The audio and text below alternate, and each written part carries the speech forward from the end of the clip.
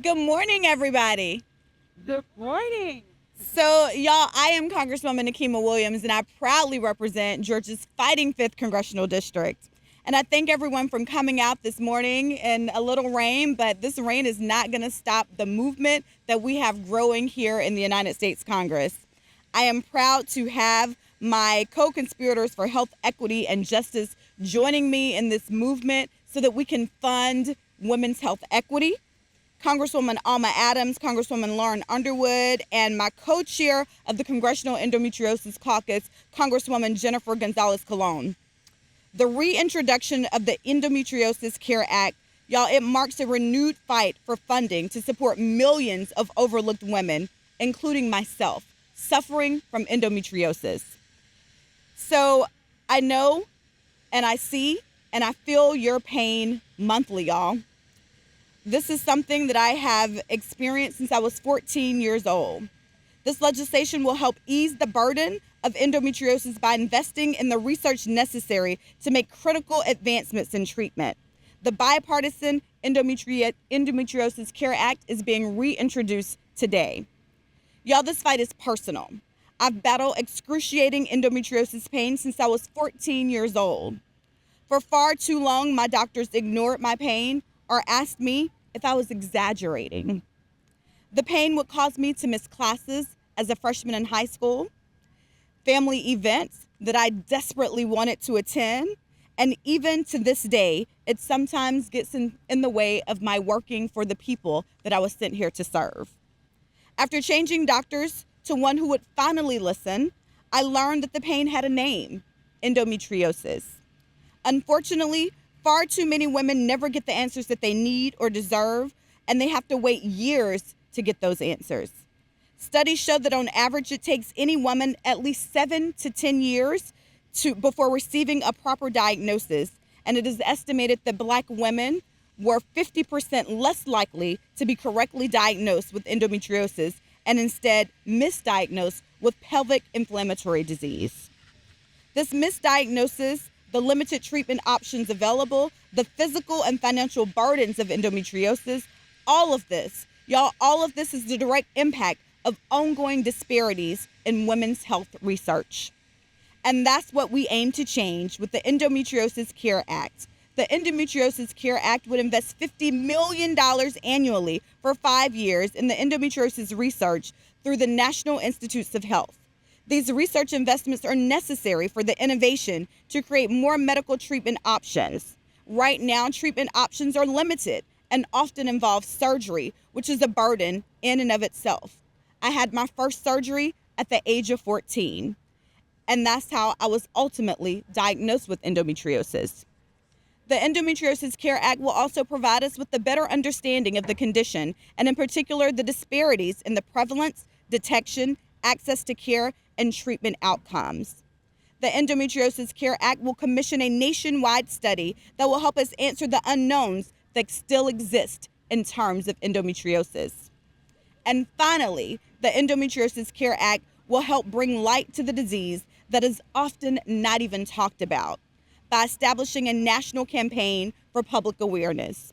A lack of awareness of endometriosis means that often people living with the disease, they don't even know the questions that they need to ask when they're seeking treatment.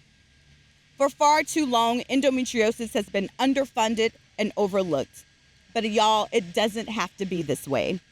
President Joe Biden issued an executive order in March calling on Congress to invest $12 billion, with a B, y'all, in funding for women's health research. And we stand ready to answer President Biden's call, and we can start by passing the Endometriosis Care Act. Thank you for coming out today, and thank you for helping us bring light to endometriosis. And now I am going to turn it over to Catherine Schubert, President and CEO, Society for Women's Health Research. Thank you so much. Thank you, Congresswoman, and thank you for sharing your story. Unfortunately, Congresswoman Williams' story is not uncommon when it comes to the story of endometriosis, and I think you'll all hear that. I'm Catherine Schubert, President and CEO of the Society for Women's Health Research. We're a national nonprofit dedicated to advancing women's health through science, policy, and education. And we look at issues that differently, disproportionately, or uniquely impact women, endometriosis being one of the most important ones that we are looking at these days. And we are thrilled that Congresswoman Williams and Gonzalez Colon, Congresswoman Underwood, and Adams are coming together to reintroduce the Endometriosis Care Act. And we are so appreciative of your leadership. So thank you. So historically, women's health care has received less attention, research, and funding, and that's impacted women's health outcomes today. And that gap is really rooted in historical bias. In fact, until about 25 years ago, women were not required to be included in clinical trials at the National Institutes of Health. And it wasn't until 2016 that female mice had to be included or considered when it comes to basic research. So we are at a disadvantage when it comes to women's health research. And this gender health gap has resulted in a variety of disparities in the health of women, with endometriosis being one of the biggest ones. It impacts an estimated 11% of American women between the ages of 15 and 44. We think it's a lot more than that, but we do not know. As the Congresswoman mentioned, it takes between 7 and 10 to 11 years to diagnose endometriosis, and most treatment options only deal with pain and symptom management. And in order to be diagnosed, it does require surgery. More research would mean more answers for a disease that's still very misunderstood. And if we can better understand why people have endometriosis, we can work towards shortening the diagnostic delay and provide treatment options that are safer and easier. And maybe at the end of the day, we can prevent this from even happening in the first place. That's right. There is an estimated cost to this at the NIH. The current budget allocated is just $2 per patient. So an extra $50 million per year would go a long way in helping us get these answers that are needed. And I would just say that my sister and my aunt have endometriosis. And quite frankly, I do worry that my 13-year-old daughter may also have it, given our family history. We believe it to be much more prevalent even within the family. That's just what we know. Yeah. Our own program is working to support this legislation, to support the work of the Congresswoman and the caucus to make sure that this legislation gets passed. And hopefully with passage of the legislation, we'll see more research, better care for those living with endometriosis, and to really work for the future of our women as well. Thank you. I'll turn it over to Dr. Martin.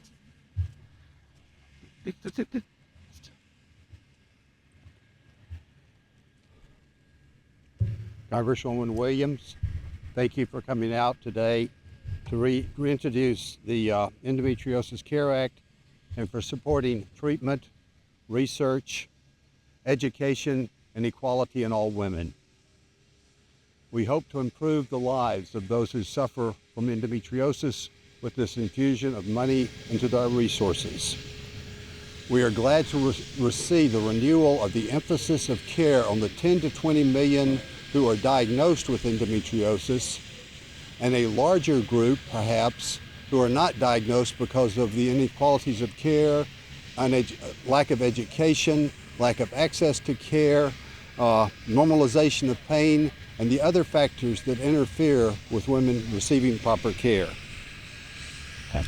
Increased awareness and earlier treatment of pain in adolescence.